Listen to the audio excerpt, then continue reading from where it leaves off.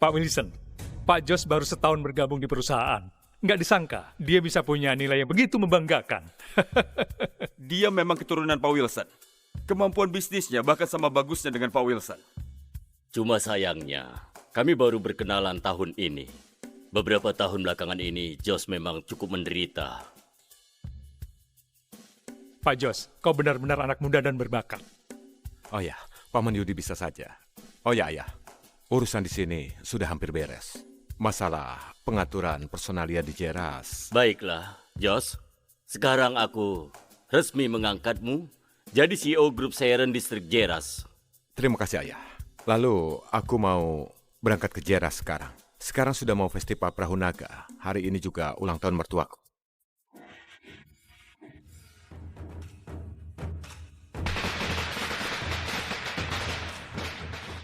Menantu besarku yang jadi bos sudah pulang. Ayah! Ayah, ayo.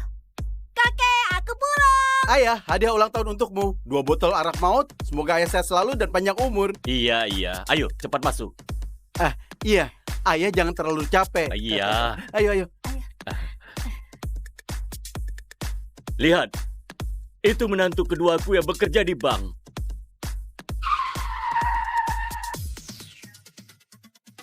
Ayah, Ayah, kakek selamat ulang tahun.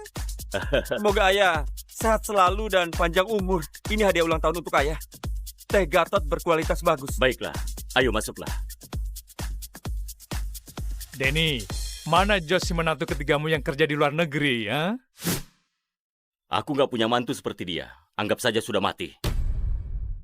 Pak Jos, kami adakan pesta sambutan besar untukmu di Hotel Bintang 5 Seiren.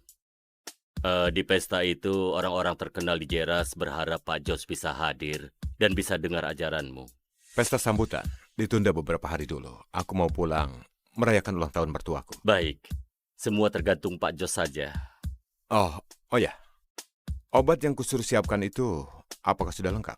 Semua sudah lengkap. Selain itu, Pak Gilang yang resepkan obatnya sendiri. Kalau semua sudah sampai, mari kita mulai makan. Ayah, Jos belum sampai. Memangnya dia dianggap? Keluarga kita nggak ada aturan nunggu orang payah buat makan. Mungkin dia naik kereta api dan baru sampai besok. Kulihat anak-anak sudah lapar. Kita makan saja dulu. Kak Kris, aku nggak suka dengan perkataanmu itu. Nggak mungkin kereta api itu lambat. Kurasa orang payah itu nggak menghasilkan uang. Dan nggak punya uang beli tiket pulang.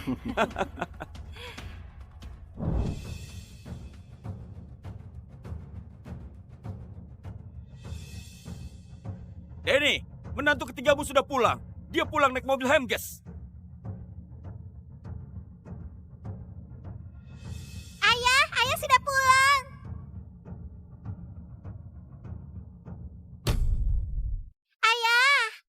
Seri. Ayah, aku sengaja pulang buat rayain ulang tahun ayah. Semoga ayah sehat selalu dan dilancarkan segala hal. Josh, kau hebat juga. Bahkan nyetir mobil Hamges ke sini. Kurasa itu mobil sewa kan? Jangan sok berlagak lagi. Kehebat juga. Jadi buruh konstruksi setahun sewa mobil itu sudah habisi semua uangmu kan? Hebat kau, Josh. Sudah punya uang, jadi nggak perlu berbakti sama kami. Malah sewa mobil itu buat berlaga. Kau memang nggak bisa diharapkan sama sekali. Ibu, aku pulang kali ini untuk berbakti sama kalian dan merawat Vela. Berbakti? Kau menantu matri lokal, makan dan tinggal di rumahku. Bagaimana cara merawatnya? Ayah, makanannya sudah dingin. Anak-anak juga sudah lapar. Bagaimana kalau kita ke dalam dulu? Makan apanya? Orang dewasa dan anak tinggal di rumah tiap hari cuma tahu makan.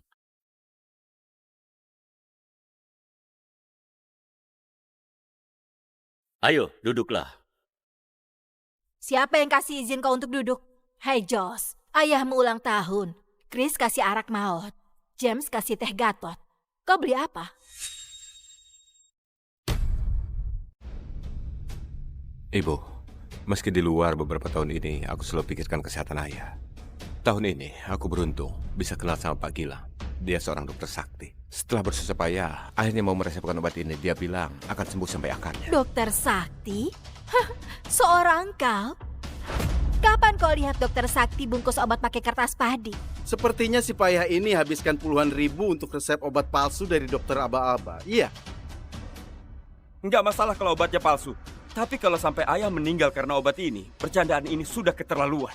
Jos, dasar brengsek. Sudahlah tidak membawa hadiah kau. Kau masih mau mencelakai aku. Ayah, Pak Gilang beneran dokter Sakti. Untuk mendapatkan resep ini, aku sudah bersusah payah. Kalau ayah nggak percaya, setelah pesta ini selesai, ayah coba minum saja. Coba minum kau bilang. Kalau ayah benar-benar minum, mungkin pesta sukacita hari ini bakal menjadi pesta duka. Apa yang kau bicarakan? Kak James, Josh cuma berniat baik. Sudahlah, ayo kita makan. Sudahlah. Ini membahayakan kesehatan ayah. Bagaimana bisa disudahi? Kak Felis, jadi mau gimana? Tunda penyakit ayah terus dan tunggu sampai kondisinya memburuk. Aku harus bagaimana? Bagaimanapun aku nggak bakal beli obat palsu buat ayahku. Dasar nggak berguna. Hari ini, biar ku perlihatkan bagaimana suamiku membuat pertimbangan untuk ayah.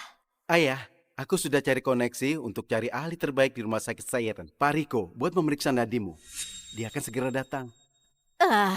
Memang menantu pertamaku yang penuh pertimbangan. Kudengar itu rumah sakit swasta yang dibuka grup Siren, khusus mengobati orang-orang terkenal. Itu rumah sakit terbaik di tempat kita. Kau undang orang hebat itu. Pasti habisin banyak uang. Uang masalah kecil.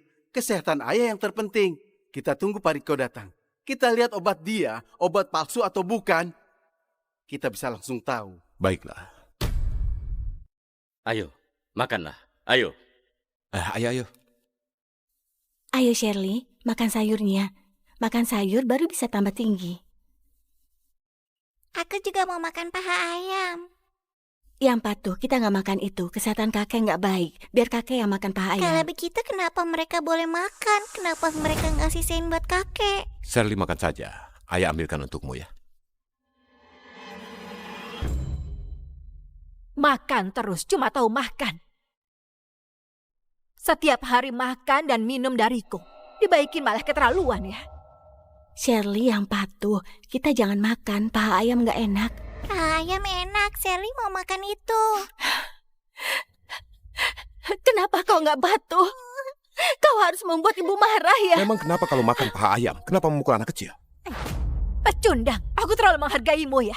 Kau nggak bawa uang sepeser pun ke rumah. Sekarang berani bawa obat palsu untuk membodohi kami. Dan sekarang kau masih berlagak. Ibu, ucapan ibu salah kalau gitu. Di umur 18, aku putus sekolah dan bekerja, lalu membiayai Vela dan kedua kakaknya sampai tamat kuliah. Selain aku buru-buru pulang dan gak sempat tarik uang, sejak kapan gajiku gak dikasih semua ke ibu? Semua uang yang kau hasilin itu, memangnya kau pikir cukup? Harus berapa baru cukup? 184 juta masih belum cukup. Meskipun begitu, putriku mau makan paha ayam saja masih dimarahi ibu. Kalau bukan karena berbakti, kami sudah pindah sejak lama. Kalau begitu pergi saja. Sekarang juga bawa istri dan anakmu pergi dari sini. Shirley, ayo. Josh, gimana kau bicara dengan ibu? Nggak sopan. Aku beneran kecewa denganmu. Ayah, aku nggak makan paha ayam lagi. Paha ayam nggak enak. Sally nggak akan makan paha ayam lagi. Shirley, di dapur masih ada paha ayam. Kita makan di dapur. Ayo.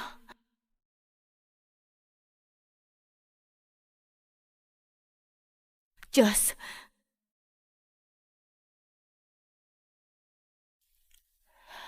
Josh, hari ini festival Perahu Naga, juga pesta ulang tahun ayahku. Apa kau nggak bisa sabar? Kita sudah sabar selama bertahun-tahun. Vela, gimana mereka mengatahiku, memarahiku, menghinaku, aku bisa sabar. Aku bisa nggak peduli. Tapi mereka menindas putri kita, nggak akan kubiarkan. Nggak kau biarkan? Kalau kau bisa sukses kayak Kak Chris dan Kak James, apa mereka bakal mengetahimu? Mereka menindas Shirley karena dia punya ayah yang nggak berguna seperti Cukup! Mereka sama sekali nggak layak dibandingkan denganku. Mereka nggak layak dibandingkan denganmu. Mereka semua lulus kuliah dan jadi pegawai negeri. Kau cuma pekerja buruh.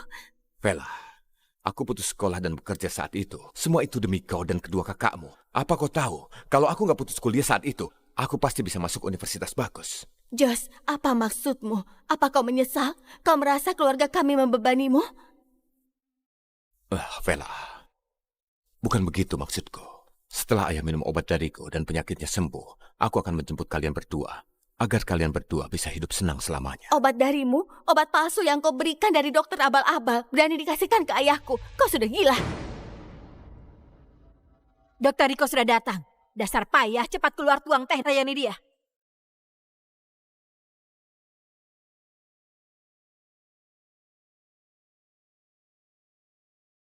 Pak Riko, gimana kondisi ayahku? Hei dok, kau jangan menghela nafas. Kalau kau menghela nafas, berarti mertuaku tidak bisa tertolong. Penyakit Pak Denny ini aku nggak punya cara menyembuhkannya. Kedepannya, tolong kalian lebih berbaktilah. Pak Riko, coba lihat apakah obat ini bisa mengobati penyakit ayahku. Benar, Pak Riko. Orang ini entah dapat resep obat dari dokter abal-abal mana. Dia menyuruh mertuaku minum. Benar, Pak Riko, cepat diperiksa. Biar kami lihat apa niat buruk si brengsek ini. Oh, kasihan sekali kami ini. Si pecundang ini, dia nggak punya kemampuan apapun.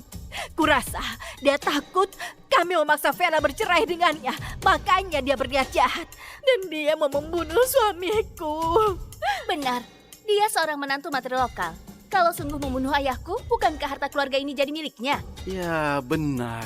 Aku merasa tidak sesederhana itu. Keterlaluan kau, Jos. Ternyata kau selicik itu. Kau mau merebut harta, kan? Jos, kenapa kau seperti ini? Aku tahu orang tuaku meremehkanmu dan sering menyulitkanmu. Jadi kau dendam dengannya. Tapi sedendam apapun, kau nggak boleh bunuh ayahku dong. Kalian ini, Pak Riko belum bicara, tapi kalian sudah yakin itu racun dan obat palsu. Sekalipun kalian sengaja mau menindasku, juga perlu tunggu hasilnya dulu kan? Pak Riko, cepatlah periksa itu. Bongkar wajah asli pembunuh ini. Resep ini sangat berani sekali. Selama menjadi dokter, aku nggak pernah tahu kalau bahan obat bisa diresepkan seperti ini. Dokter Sakti Riko, jangan membuatku tegang lagi. Bagaimana obat ini sebenarnya? Hidup untuk mati. Mati untuk hidup. Orang yang bisa meresepkan obat ini, mungkin dia nggak paham dengan keahlian medis sama sekali. Ataupun, dia adalah dokter sakti terbaik. Pak Riko, jangan berbelit-belit lagi. Beri satu kata saja, obat ini bisa diminum atau enggak? Kalau orang biasa meminum obat ini, nggak mati pun akan sekarat. Tapi kalau Pak Denny yang minum, ada kemungkinan bisa sembuh total. Sudah kubilang, Jos si payah ini menginginkan nyawa ayah dan ingin merebut harta. Benar. Seorang buruh sepertinya mana bisa kenal dokter sakti. Pasti itu penipu yang meresepkan obat palsu. Penyakit Pak Denny ini, aku sudah nggak punya cara. Sedangkan obat ini, diminum atau enggak, kalian sekeluarga ambil keputusan sendiri. Pak Riko, tunggu dokter. Aku mohon, tolong selamatkan nyawaku. Pak Riko, keahlian medismu hebat, salah satu yang terbaik di Jeras. Pikirkanlah cara untuk menyelamatkan ayahku. Aku sudah bilang, aku nggak punya cara lagi. Maaf ya. Pak Riko. Ayah, bangun ayah. Ayah kenapa? Rebus obat ini dan berikan kepadanya. Mungkin masih bisa diselamatkan. Cepat.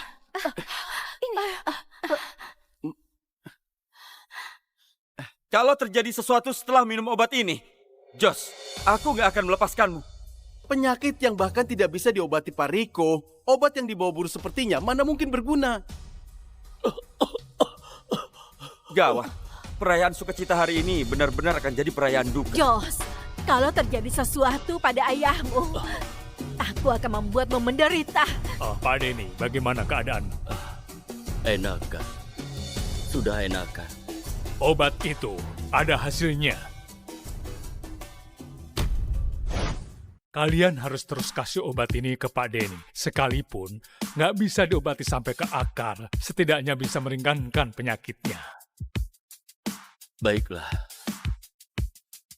Kalau begitu, aku pamit dulu ya. Silakan. Hati-hati. Hati-hati. Tidak disangka, obat yang dibawa Jos benar-benar obat mujarab. Obat mujarab apa? Ini cuma kebetulan saja. Dia cuma buruh, bagaimana bisa kenal Dokter Sakti? Jos, kenapa masih di sini? Hah? Di dapur masih ada setumpuk cucian. Kau mau Vera mencucinya sendiri? Cuci sana.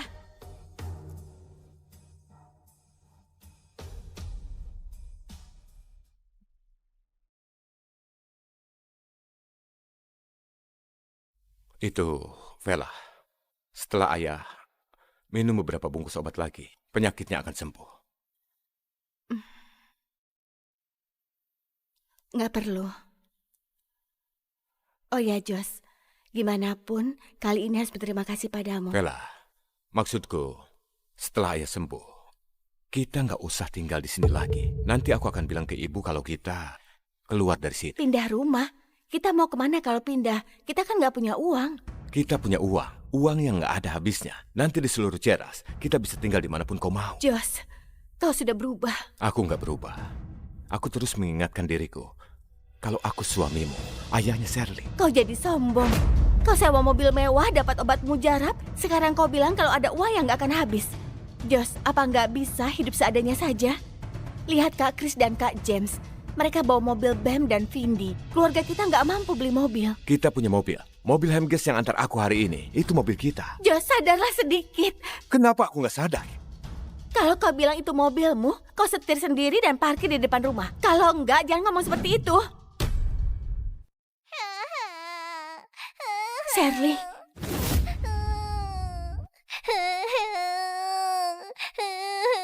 Shirley, kenapa nangis? Nenek belikan mereka mainan tapi nggak belikan aku. Shirley, dengar ya. Kau masih kecil, kau belum bisa bermain. Gak usah ya. Aku bisa main. Kau pandai. Kau tahu 1 tambah 1 berapa? Sudah sebesar ini, masuk TK saja nggak mampu. Anaknya orang payah bukannya itu si payah kecil. Berikan dia 1 Rubik, bukannya malah buat dia susah. Steve, Nando, kalian main pelan-pelan. Siapa yang duluan selesai, akan kuberi 200.000. Baik. Nyebalkan. Ini memang anak kita. Sejak kecil sudah seperti ini. Sifatnya mirip aku. Kak Felis, kalau Nando selesaikan Rubik itu, uang 200.000-mu ini akan kami terima dengan senang hati.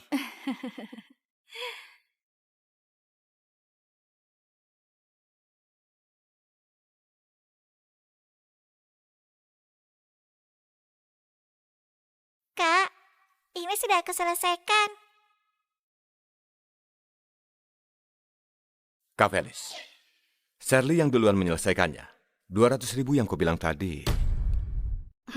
Kami taruhan gak membawa keluarga kalian.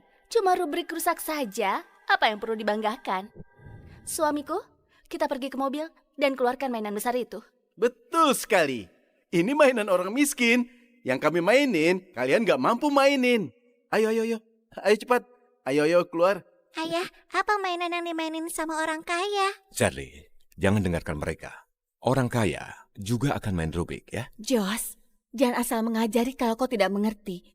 Kita juga yang malu. Dan Shirley, aku tidak mau dia ikut malu juga.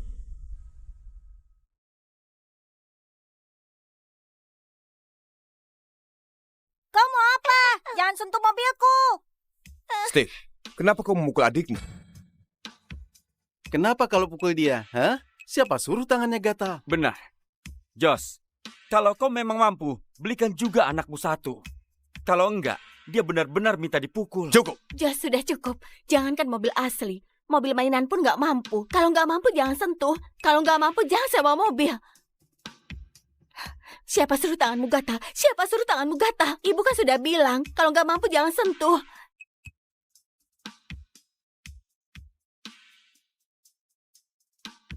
Pak Rudi, dalam waktu 10 menit, setir 10 mobil Hemges dan parkir di depan rumahku. Hei kau, jangan membual lagi. Mobil Hemges 10 unit. Aku rasa di Jeras juga nggak ada sebanyak itu. Iya benar. Kalau orang payah ini bisa setir 10 mobil Hemges dan parkir di depan rumah kita, aku akan mencungkil bola mataku di tempat. Kalau begitu, aku akan jilat roda dari ke-10 mobil Hemges itu. Boleh kan?